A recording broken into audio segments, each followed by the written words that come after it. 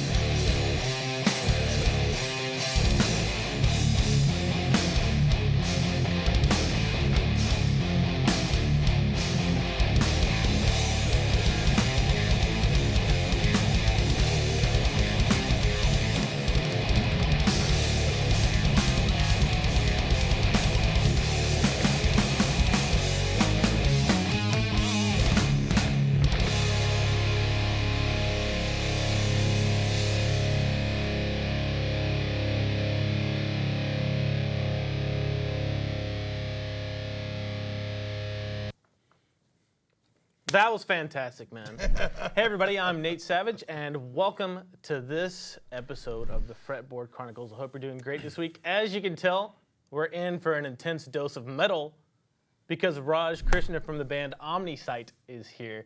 They're local to us anyway, Vancouver-based metal band, just a great band. And if you want to find out more about them or check out their music, you can go to facebook.com/OmnisighT. You can also go to omnisight.bandcamp.com. Check out all their stuff. Go support them, man. Their latest album, what's the title track? It's called The Power Power of of One. That's the title track. Yeah, that's right. That was That is awesome, man. Oh, thanks, man. No worries. Well, as you can see, Raj is a freaking great lead guitar player. Rock and metal, right? You and betcha. he's also the singer of that track. If you didn't know, he was singing on that. So he has his work cut out for him when he's doing live shows, man. Oh, yeah. Yeah. It's pretty challenging, man, yeah. But what we're talking about today is something, we filmed a series for the members area earlier today on rock soloing with minor scales, and that's what we're going to be talking about, in this lesson. And we're going to get into this by tackling three main areas: a problem, a solution, then a musical application or musical enlightenment, or, how do you make sense of all the stuff we're going to show you and teach you about. So, Raj, as you see it, what's the problem we're addressing here? Well, I find that a lot of guys, they'll learn a bunch of scale shapes and some tricks and licks, and they'll just won't know how to apply them in a musical way. Right. So they'll get lost, or you'll take a shape and you won't know where to use it or how to use it properly. So you can because you can have a lot of stuff together, but it's hard to connect it all. So I can show a couple of simple tricks to kind of get you playing, something that sounds musical and still sounds kind of shreddy, but not too hard. Okay. Well, that's kind of the solution, or the tips that Raj is going to kind of bring to us instead of just having a scale shape that you've learned and you're like, okay, what do I do with this now? He's going to shed some light for beginner, intermediate, and advanced players on what you can do. And you wanted to start with that 6-note pattern, right? Sure. Just a regular minor scale shape. Yeah.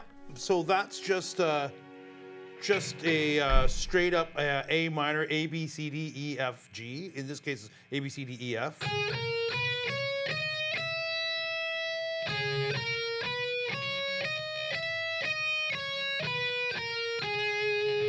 So right there, I'm picking that one.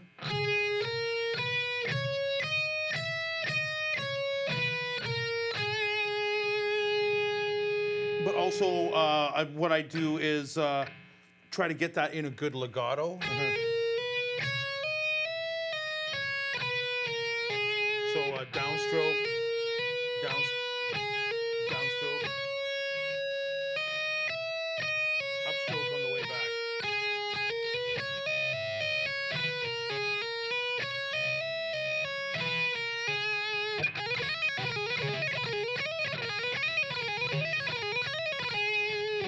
And one thing that I should mention is the resources we have for this lesson, guys. The first example on the PDF is just a scale diagram of the full minor scale that goes along with the top 6 notes are what you're going to concentrate on. And the first example below that is just the tab for that. Yeah. So that's really the first thing that you have to get down. You have to understanding how the minor scale is made is another good point, but that's not really the focus on here. We're going to kind of assume that you already know, or at least have your fingers under maybe some minor pentatonics. Yeah. Maybe a natural minor scale like this. Yeah. And then once you get to that point, the next little exercise, or next thing we were talking about as far as the series goes today, was starting to put in sequences Right. into your playing to make it more melodic and break out of just going kind of all the way to the lowest note on the scale, all the way to the top, and then all the way back down. So you have an example for that too, right? This was the four back one. Yeah, we can do that one. Yeah, sure. Yeah. Okay.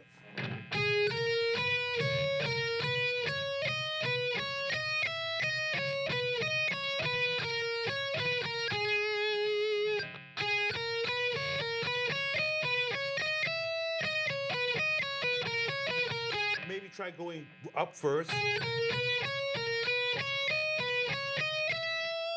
And then down. And all you're doing is like limiting that to that 1/6 note pattern. Yeah. And all he's doing there, guys, is starting on maybe the lowest note of that little pattern, playing 4 notes in order, and then starting on the second note of that pattern, playing 4 notes in order, right? Yeah, so it would be A, B, C, D, E, F. So you're starting on the A, then the next one starts on the B. Right. So B, C, D, and then back down.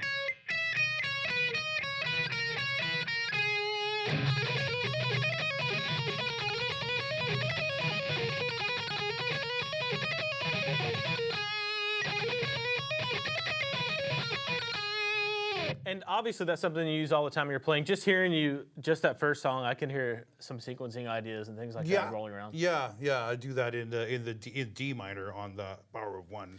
But to me, that's one of my favorite sequences on guitar, which, if you don't know, a sequence is just a pattern dispersed throughout a scale.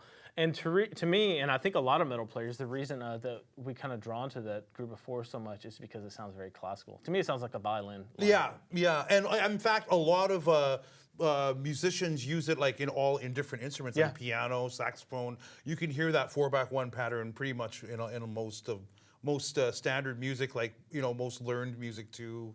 A lot of guys use that pattern, and a lot of times with shredders, they don't. They kind of make up a pattern. Yeah. That's maybe it still sounds cool, but it's not a 4-back-1 like that. Like having the discipline to do 4-back-1, then it gives you you can go everywhere.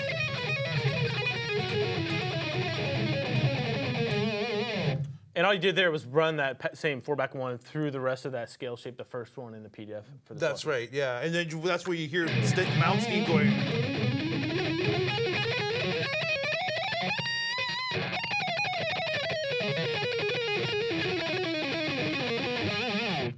You could, and it sounds like it's kind of like cramming.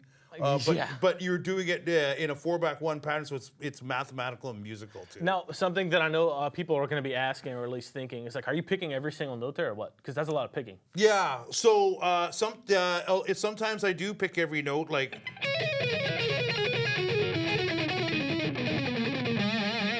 But you can hammer it too.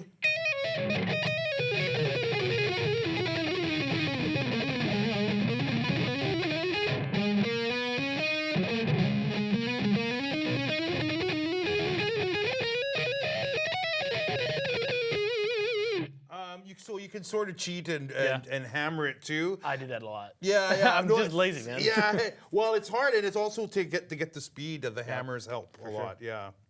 Cool. Well, before we get into the last kind of the more advanced topic, or like a little device to help you start soloing over using minor scales a little bit, which is a minor 7 arpeggio. We'll get to that in a second. But I just want to talk a little bit more about alternate picking versus legato, because I know a lot of us rock guitar players, we like the aggressive sound of alternate picking. And this is one device that you use a lot.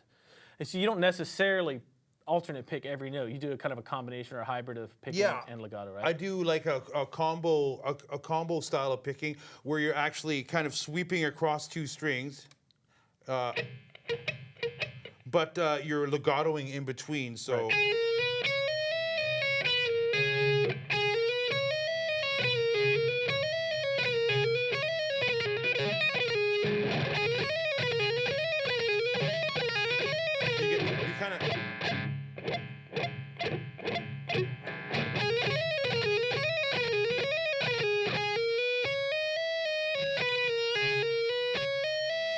most guys when they legato, they only pick the one downstroke, and then the next downstroke.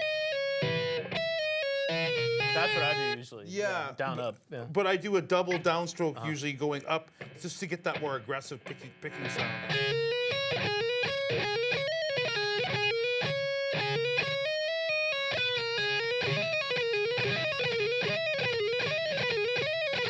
You'll hear Malmsteen do this a lot.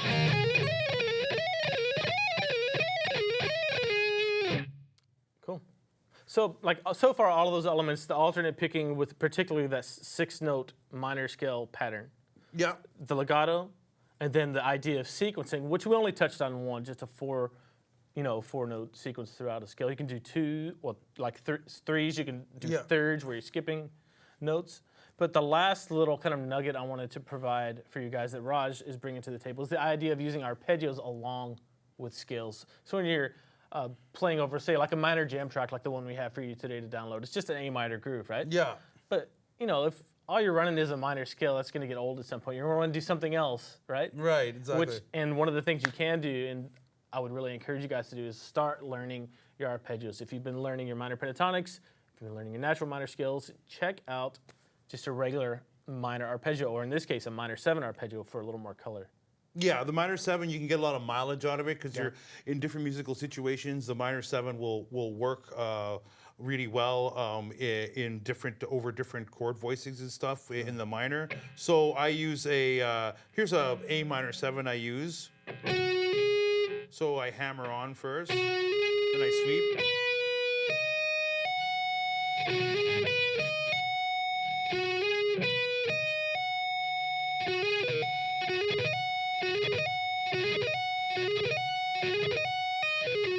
Then I do it backwards.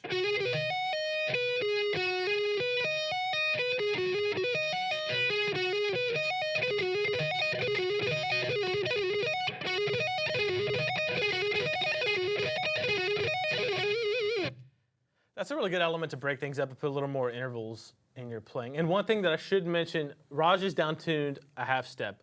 That's and then right. drop all the way to.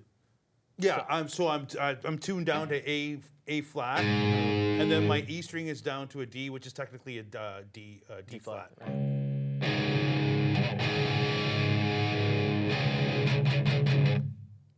Cool. So that's one thing we'll get to in a second here, but one thing that you can really explore a lot with in your playing as far as putting new colors into your sound. And I should also mention that on the PDF, I did the entire A minor 7 arpeggio all the way down to the root note below it. You can just ignore that if you want to and work on just the top 3 strings like Raj was showing us there, or you can add in the A and the D string too. It's up to you, whatever one you want to use. But that is essentially the solution to stop, or Raj's solution or recipe to stop just walking up and down scales. Working on getting your alternate picking legatos together, number 1. Number 2, start throwing in sequences you're playing. Number 3, start experimenting with arpeggios, right? That's right, yeah. And that brings us to like the musical enlightenment section of the lesson, right? Which is just going to be a jam track that we have for you. It's just a metal groove over an A minor chord. And Raj, I'm going to get you to just play through this and start simple. Yeah. Maybe just that 6-note pattern. If you're a beginner, that's where you start. Maybe throwing in some more interesting sequences if you're an intermediate player, and then throwing in some minor 7 arpeggios on top of that. Then I can go nuts and do some arpeggios. Yeah, you can do whatever you want. He's going to chop our heads off with some chops. Cool, here you go.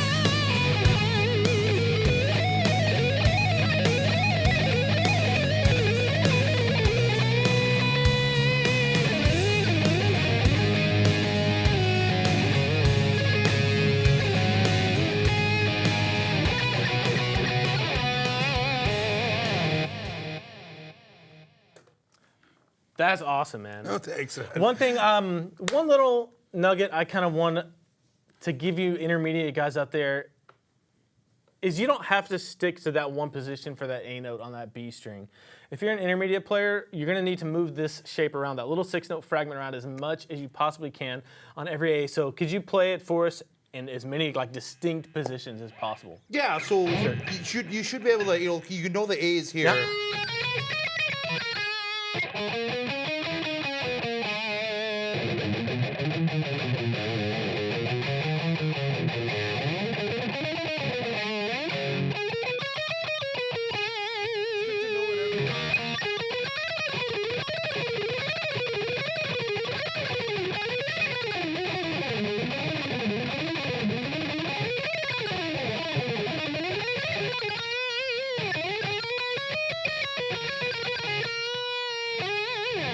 Perfect, man. Yeah, so that kind of leads me out of the teaching portion of the show into this week's weekly challenge. And for you beginners, take those top 6 notes out of that shape on the PDF and just work on getting those first 6 notes of the natural minor scale down and building some coordination with your picking and your legato. For you intermediate players, start working on sequencing with those scale shapes, that little 6-note shape, and I just thought of this, that's why I asked you to play it. Start moving it around to different places on the fretboard. Don't just stick to that, B string, A note starting there. Move it around to every place you can on the fretboard. And for you advanced players, take all of those things, work on them too. We can always get better, right? That's right. And then stick that minor 7 arpeggio with it. And if you're an advanced player, you can figure out the other minor 7 arpeggio shapes. I'm confident that you can. So no matter where you move that one little scale fragment, try to get that minor 7 arpeggio in there. And then take this jam track. We have it for you in the key of A minor, even though the one Raj was playing to is an A flat minor. Take that and just experiment with it and start working on coming up with your own unique voice and soloing. Because you can know all this stuff, but getting to know your instrument and spending time with it is the only place where it's going to really do you any good, right? Time in the saddle, just sitting there and woodshedding. Yeah, exactly. Sure. Okay, cool. Let's see. It's time for one of my, I don't know if it's my favorite part of the show, but it's one that I look forward to a lot, probably the most. It's called Tone Recipe. And I'm calling this one Raj's Roasted Red Peppers. Right on. And that's an appropriate name because it's hot, right? Peppers, and you got some hot tone, man. You got some really crunchy metal stuff going on. So just walk us through your rig. Start with your guitar, all the way down to your signal, your amp, and everything. I've got an Ibanez Prestige, the Japanese model one, and we've got like a fixed bridge on here. I don't really use the whammy bar thing. And we've got a tone zone in the bridge pickup. And I think that's called a Martone? Air Norton. An Air Norton. Yeah, we were talking about that earlier. Air Norton in the neck. Yep. Let's get that really nice Malmsteen sound out of there. We've got a nice wide flat neck with jumbo frets. I use 9 through 42 strings, except on my 42 it's a 46 because we tune down, and it gives you more of that chunky sound. And I have my action relatively low. Like some guys have their action super low, but you can get a little bit of buzz. And plus, I like to be able to grab the string a little bit more, like for bends and stuff. Yeah, for bends and just kind of dig in more. I'm a little bit more aggressive maybe. And I use 1.5 thick picks, like Fender Extra Heavy or the Dunlops. They seem to the 2 mils are a little bit too thick. But the 1.5 seem to be perfect for me for the shredding. A lot of people think that's pretty thick for a pick, but nowadays for shredders or metal players, that's pretty standard. Yeah, that's true. Yeah, like because a lot of guys will use like under a 1.5, like just a 1 mil maybe. Yeah, maybe for more like standard rock playing, but for this intense kind of shredding, you want the fastest connection to the string as possible.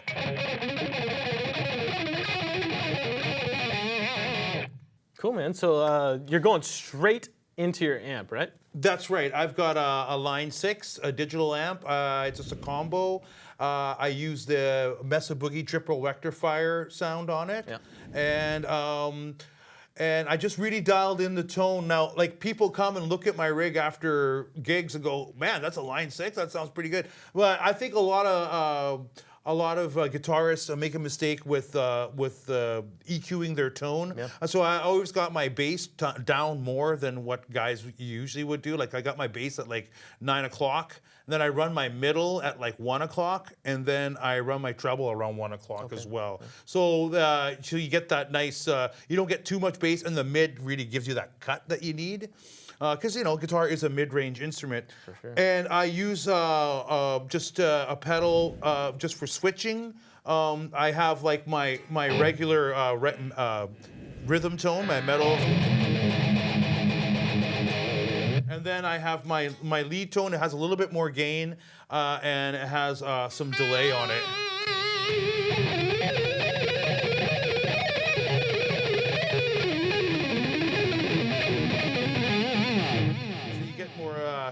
A little bit, and when you're up loud with the drums and everybody in the room, it sounds pretty kicking. It sounds pretty kicking live too. So. And that's a 212 combo you have here, but you use a half stack as well, right? I use a half stack too, live sometimes. Okay, yeah, is it the same model and everything? Yeah, exactly. Okay. I just actually slaved the that and I put it into like a 412 or something. Yeah, to get that more bigger sound. But a lot of times.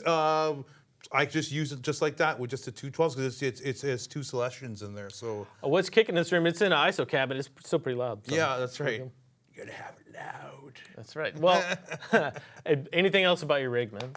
I think we covered it all. Yeah, we're pretty good. I mean, I just have those two tones. I have a nice clean tone. Yeah, I want to hear that on my guitar too.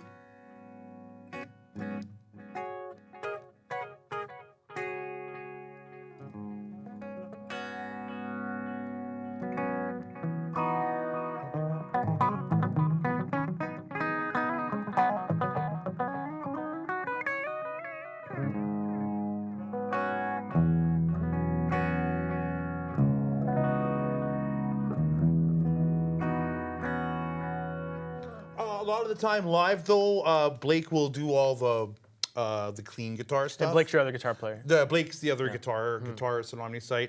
And live, like I do use my volume pot a lot when I'm singing or if I need to have it under control. Otherwise, it'll feedback on me. Cool. Well, it's time for the third degree. Are you ready? Yeah. All right. I'm going to ask you three kind of off-the-wall, intense or not intense, funny, I don't know, questions. Yeah, sure. And just answer them as fast as you can. Okay. What was your first guitar? Oh, it was a K guitar from Wilco. I got it at the Lougheed Mall in Coquitlam. Oh, cool. Yeah, it was like, I was probably like maybe 11 or 12. That was my first electric guitar. My dad bought it for me. He was complaining the whole time, but but I'm glad he did it. Yeah, it was a K. It was a real cheap guitar, yeah. Okay. Question number 2. If you had to recommend either one book and or one album to us, that musical oriented, what would it be for everybody out there to check out? Oh, I would definitely say for the shredding, I would say the Marching Out by Malmsteen or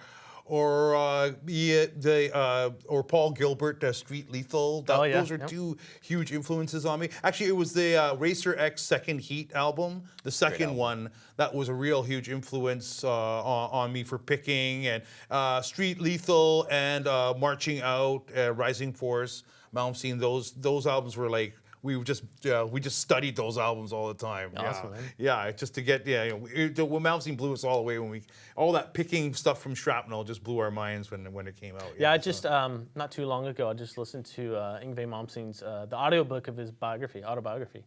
Oh right. It was really interesting, man. Yeah. If you haven't checked that out and you're a Shred fan, you should check that out too. As for reading stuff. Like mostly I didn't really read a lot of like about the theoretical part of music, but like I read some pretty nasty like Motley Crue, The Dirt. Oh great, for sure. Great record. Jocko, the Jocko book is really cool. Yeah, it's got a cool story in there. Hammer of the Gods, Led Zeppelin. Actually, one of the most influential things I saw, it was a show called, it was on YouTube, it's called How Music Works. Yep. very cool because they kind of go back to how it relates to humans. I have that book at home. Yeah, great. Oh, it's a book too, eh? Yeah, cool. Yeah, I found that really, really cool. Like the way they talked about the history of the modes and rhythm. Like you know how rhythm was one of the first kind of expressions of music. It was really cool. Awesome. Question 3. No particular order. It doesn't have to be guitar players. Name 3 of your biggest influences or inspirations musically. Oh, for sure. I can say number 1, as Alex Lifeson was huge for me. When I heard Tom Sawyer by Rush, I was like, whoa, man! Like I wanted to. It really, it really inspired me. You know.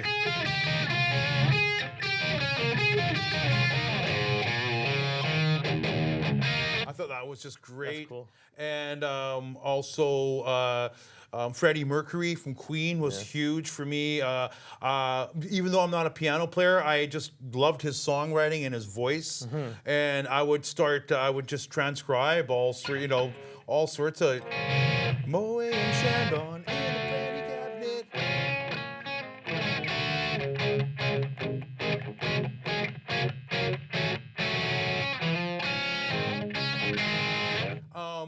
From that, I learned a lot of like the classical type chord changes and stuff. Sure. Yeah, and that was cool. And believe it or not, another huge influence on me was Steely Dan and Chick Corea Band. So that because after we got really good at the modal stuff and the shredding and everything, we kind of were like, okay, what else is out there? And we kind of got more into jazz and fusion music. So we'd listen to guys like Alan Holdsworth, and that was a whole other thing, man. Chick Corea Electric Band, Alan Holdsworth, all those kind of Mike Stern, all these great players. I mean, I never. The jazz theory is quite difficult to understand, but from a modal perspective, I tried to just get as much as I could out of that. And also Frank Gambale. Frank Gambale was great because he was like.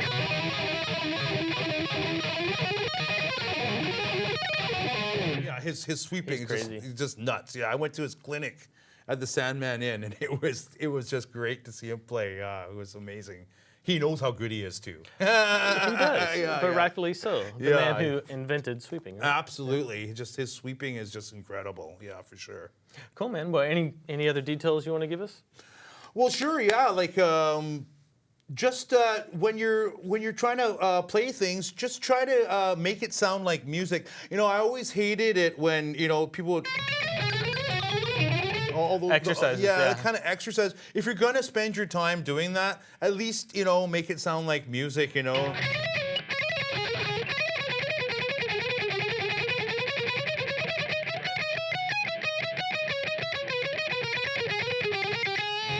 Just always try to end it musically and use your ear.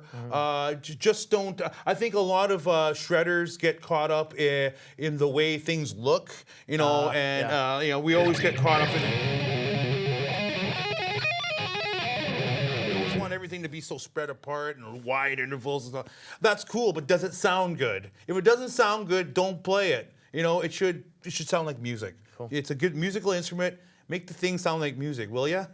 Awesome, man. Thanks so much for coming out today, man. And guys, again, you can find out more about Raj and OmnisighT at facebook.com/OmnisighT, or you can go to omnisight.bandcamp.com and check that out. Thanks to you out there on YouTube, Facebook, guitarlessons.com, Guitario, all of those places for tuning in today.